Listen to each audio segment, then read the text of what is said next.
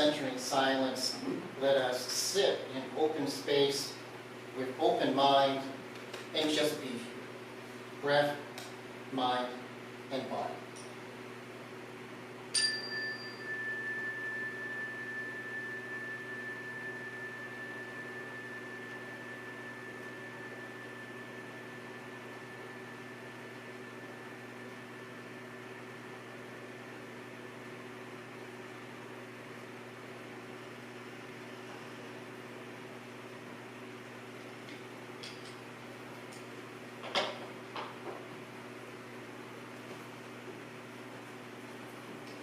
Opening words this morning, I'm continuing to read from Earth Prayers that we've been using this summer.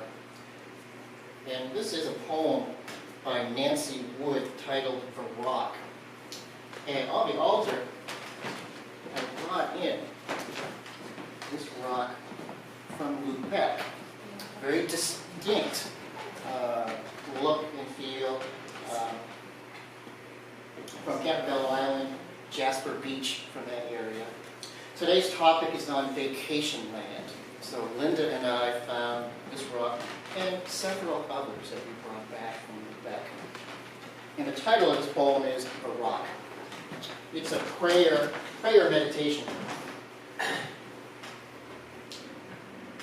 My help is in the mountain where I take myself to heal the earthly wounds that people give to me.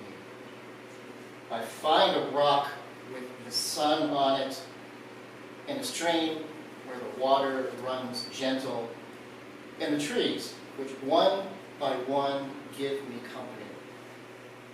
So must I stay for a long time till I have grown from the rock and the stream is running through me and I cannot tell myself from one tall tree. Then I know that nothing touches me nor makes me run away, for my help is in the rock and the mountain that I take with me. Earth cure me, earth receive my woe. Rock strengthen me, receive my weakness. Rain wash my sadness away. Rain receive my doubt. Sun, make sweet my daily song. Sun, receive any anger or disappointment from my heart. My help is in the rock, the mountain, and the sun.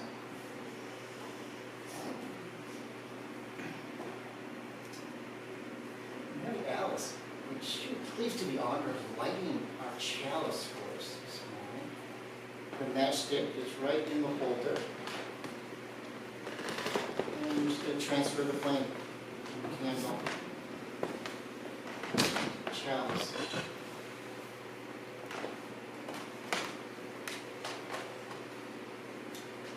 And then take the snuffer and extinguish the candle.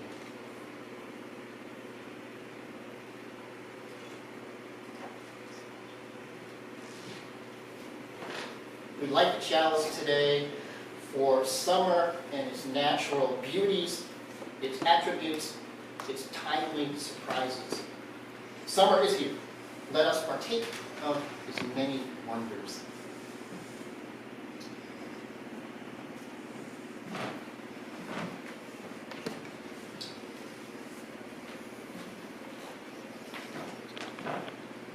First candle I'm lighting today is for the UU cherry tree on the front lawn. As you notice, I picked some of the ripening fruit this morning to bring in for the altar. It's quite beautiful. So today during coffee hour, please stroll the front lawn. Take a bag with you perhaps, pick some fruit to take home or to nibble on coffee hour. They are lush. The support page this week had a photograph and a little write-up, or it tells the story of the Unitarian cherry tree. got a few more candles I can light. Lee, do you want? Yeah, I'll pass this to you. Okay. Then I've got a couple more. Okay. Some of you may remember Dee and her kids, Karen and Serenity. There's been a Dee sighting. She's doing well. She's taking college classes in Bangor, yeah, but what in? Some form of nursing, anyway. She's got one semester left, 1 or 2 semesters left. She said she'd graduate from that in April. And she's going for some kind of certification or something now. And she's thrilled. She's got a 3.7 average, and she loves it.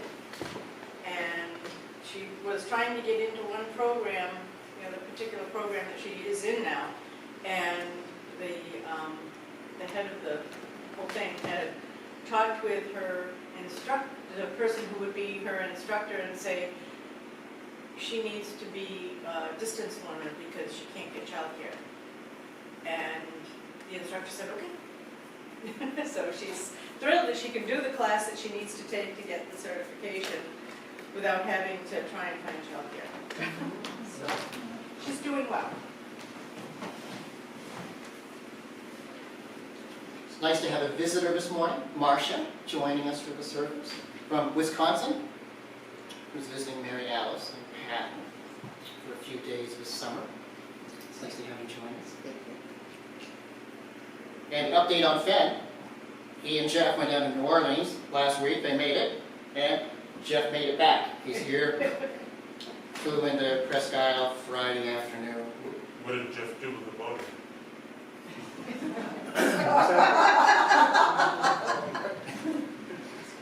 And Fenn did get a new car. Jeff may have some details on a wagon that Fenn bought in New Orleans. So he made it, and we'll get updates, I'm sure, during the summer of his adventures. Big Easy. Jeff brought me back 6 of the best peaches I've ever tasted. They went and bought them at a farmer's market right there. Were they for your anniversary gift? Probably, We did have an anniversary on July 4th. That's right. Well, this candle is temperature reading recorded at Death Valley this week of 130 degrees. So I believe it is a world record. Temperature has never been recorded that hot anywhere on the planet. In downtown Phoenix, a few miles away, it was over 122. The heat wave continues in Canada, the American Northwest, Southwest, and the droughts in the middle plains of the country. So that candle is concerned for all of those affected by wildfires, the heat. And I saw the first photograph of a fire-nado, which I've never heard of such a thing, created by fire temperatures. So you can check that out online this weekend. So, and these are global temperatures and concerns right now for wildlife and for people to keep cool and crops. So we're pretty fortunate in Holton. We benefited from the rain this week from the hurricane. And it was just so pleasant and cool this morning. So this candle is for all.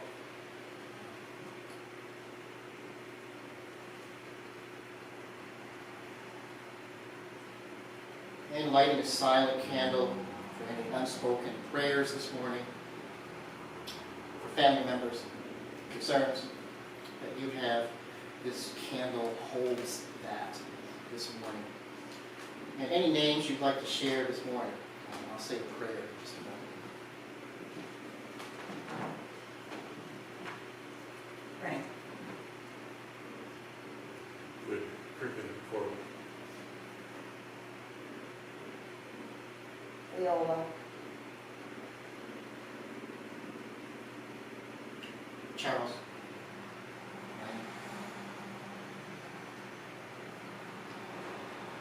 May we be one in spirit this hour as we remember those people to whom we are connected and for whom we care. We pray that all may find wholeness, contentment, healing, and peace. Amen. And blessed be honesty.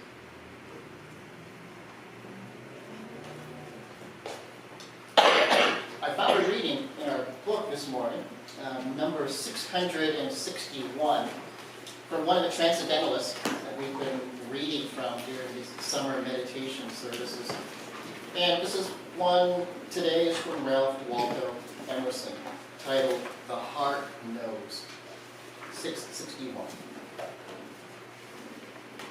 We have a great deal more kindness than is ever spoken. The whole human family is bathed with an element of love like a fine ether. How many persons we meet in houses whom we scarcely speak to, whom yet we honor and who honor us. How many we see in the street or sit with in church, whom silently we warmly rejoice to be with. Read the language of these wandering eye beams. The heart knoweth.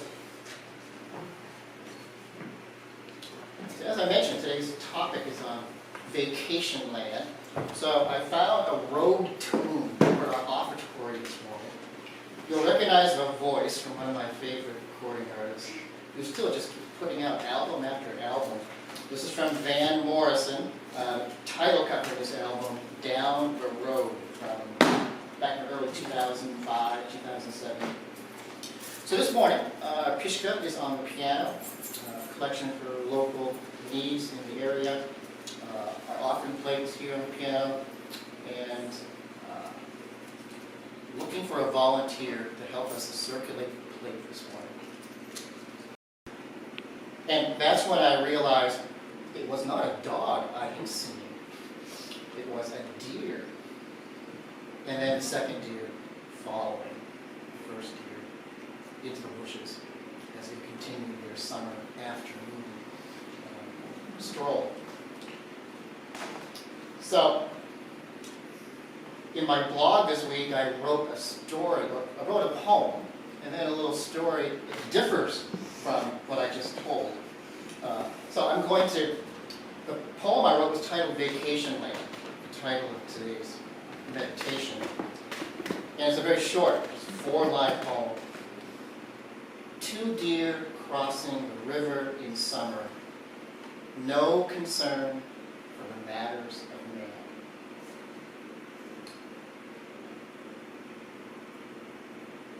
And in the blog I wrote, one afternoon earlier this week, I was walking down to the river and I saw a deer crossing the river by the oxbow. His coat shimmered in the golden sunlight, and once he hit the rock and graveled shore, he motioned his white tail in air like a handkerchief waving goodbye and disappeared into the bushes. Right behind him, the second deer did likewise, and they both were gone.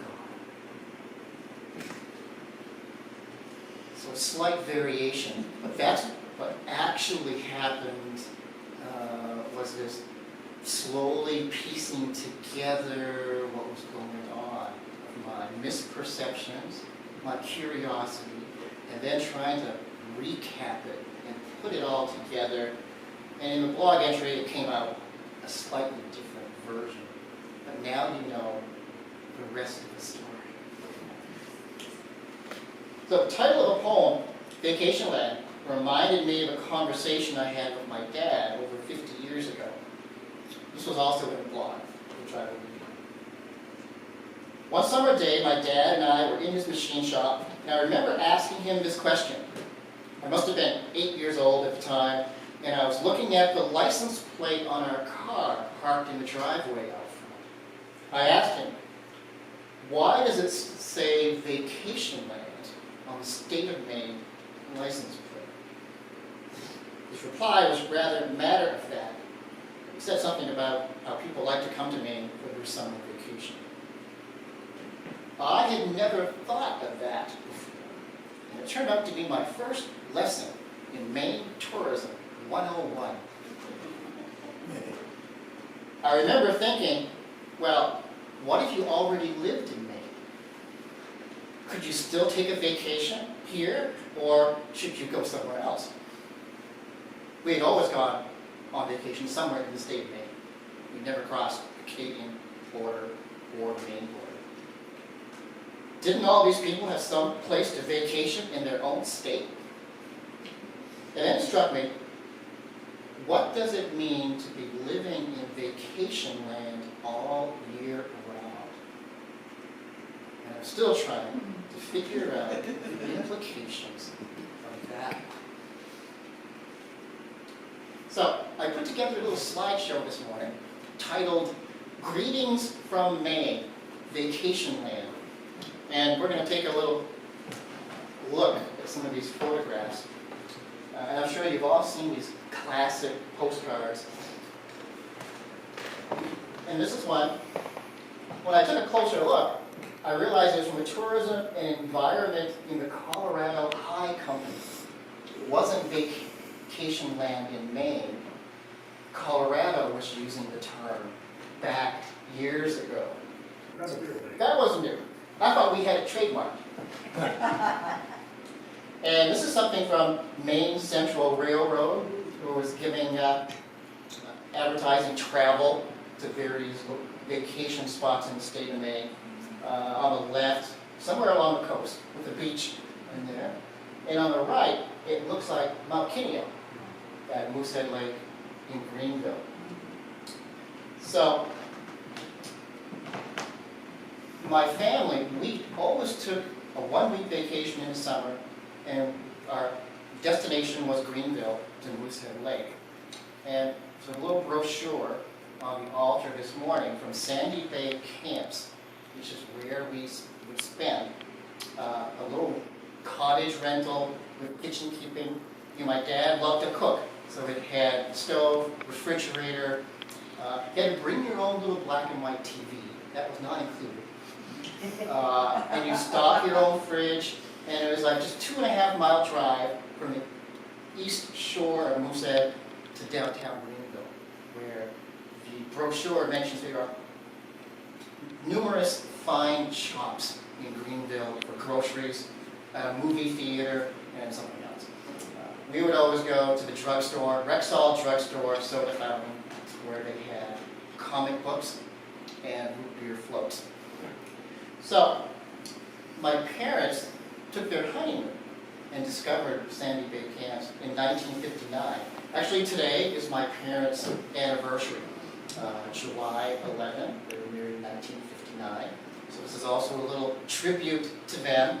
And here's a photograph of my dad in one of the cabins. He made his own chef's cap out of a paper bag. And he's cooking breakfast, apparently, for he and Mom. This is before we were born.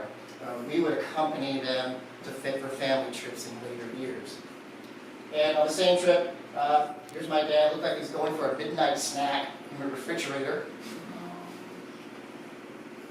And here's my mother doing some dishes in the little kitchenette at the cottage. And then it looks like this is a very posed photograph from 1959 where she's pouring a cup of coffee from just all the classic kitchen items that you might find in a cottage in that era. She's not even looking at the cook. And then a few years later, we all, family took a vacation to Prince Edward Island. And on the photograph, it's dated 1971. And my grandfather joined us on that trip. He's to the far left. And I found a photograph of my grandfather in his younger days on vacation here in Holton at Nickerson Lake. And this is my grandfather at the lake with my aunt, Marcella, on probably a day trip at the lake. And that photograph is on the altar this morning. Vacationland. So many variations on and experiences on these travels. So, vacation implies that we are taking a break from our usual daily and weekly routines. It's a time to relax, enjoy what we were doing, spend time with friends or family, explore the wonder of where we happen to be. Perhaps a person does that for 1 or 2 weeks out of the year. But what if you lived in Vacationland, like we do in Maine? Could you live like that every day and every week out of the year? Listen once again to how I describe a vacation. It's a time to relax, enjoy what we are doing, spending time with friends or family, exploring the wonder of where we are. With that approach to a vacation, I propose this morning that we can live in a vacation land year-round, especially when it's such a beautiful and special place, like the place that we live. So we're going to do a little meditation exercise this morning. This will take 2 minutes and 46 seconds. While the music is playing, think of one or several of your favorite vacations that you have taken. It could be from childhood or from a vacation you've taken in recent years. See what comes up in your memory. Notice what feelings arise in this 2 minute and 46 vacation meditation.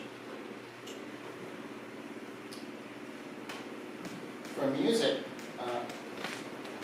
is titled I Dream of Apple Orchards. And when I reflect upon vacations, it takes me back. When I see a photograph or smell a fresh, hot strawberry pie coming out of the oven, it takes me back. It triggers so much. So the title is I Dream of Apple Orchards. I was influenced by our blossoms of cherries the last few weeks in the church front lawn. And this song is by our friend Putnam Smith, who was performed here from Portland, Maine. So just sit.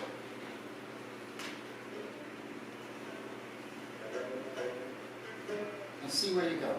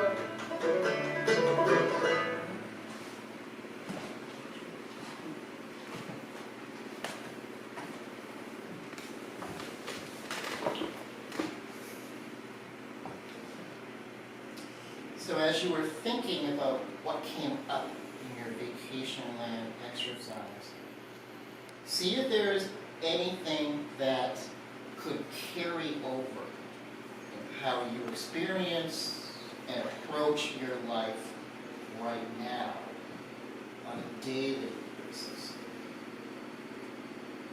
I'll say that again. Think about experiences or aspects of what you experienced on your vacation. Is there anything that could carry over in how you experience and approach your life right now on a daily basis? People come to Holton for their vacation. Yet, we live here.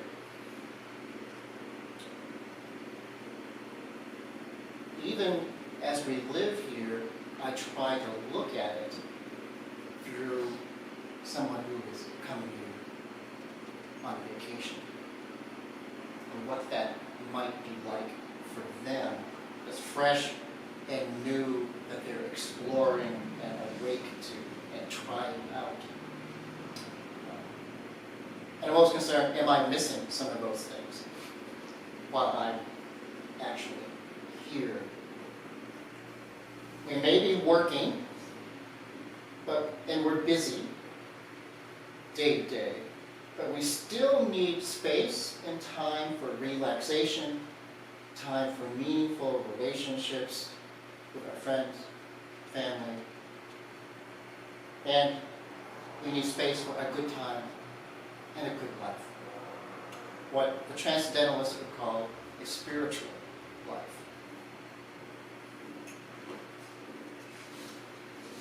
So when we're off camera, we're going to share a little bit of this. It gives you a little more time to reflect. But as I wrap up here, I'm going to share one of the comments and responses to the blog that I sent out this week from my deer story in Vacationland. And this is from a colleague of mine who moved to Maine on a one-year contract. She moved here from the American South. And she sent me this comment. Oh yes, we live among many wonders. I have seen things in my 1 year in Maine that I've never seen before. A pair of wild turkeys with chicks in tow. Fox kits playing on the side of the road. A newborn fawn hidden in the bushes, bleating for his mother. Thanks for the reminder, Dave. We are truly living in a wild and beautiful place. Vacationland indeed.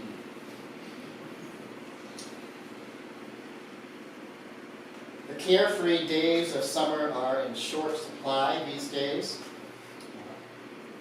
Even though it's approaching mid-July, plenty of summer left.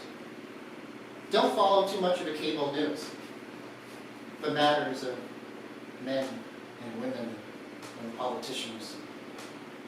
There are still ways to refresh our mindset and distance ourselves from the excessive mayhem around us. Then my advice on this summer meditation for today, this summer, find ways to spend time in nature. Sip lemonade slowly, watching the far horizon. Breathe summer air with no thought of stress. Keep in mind that you are living in vacation.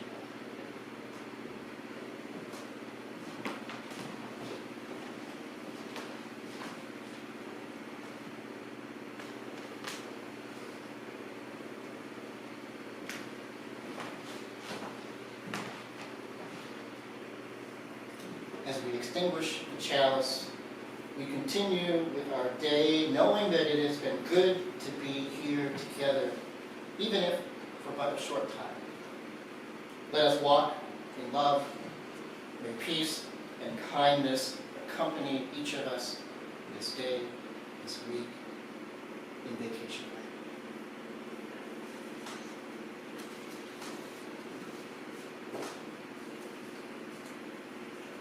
I'm curious about some of your vacations.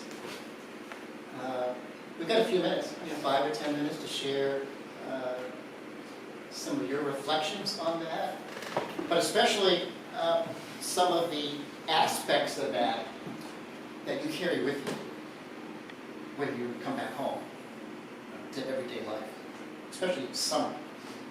It seems to really heighten our sensitivities and our need for that, especially when summers are so short here in most of New England. So, take a few minutes to share some of your, came up of your vacations and some of these comments, for instance.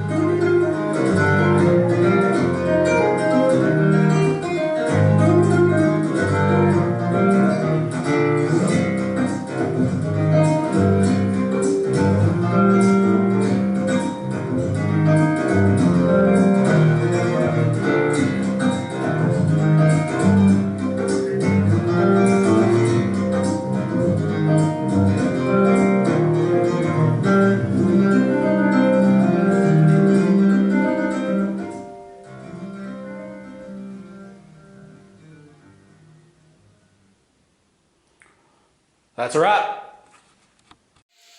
Hey everybody, it's Fenton. We're having some problems with Board Barista Productions this week. New camera equipment, new camera guy, so bear with us. Church service is a little rough, but we've got it, and hopefully we'll have it be a lot better next week and the weeks following. So thank you for tuning in, and thank you for bearing with us during this transitional period.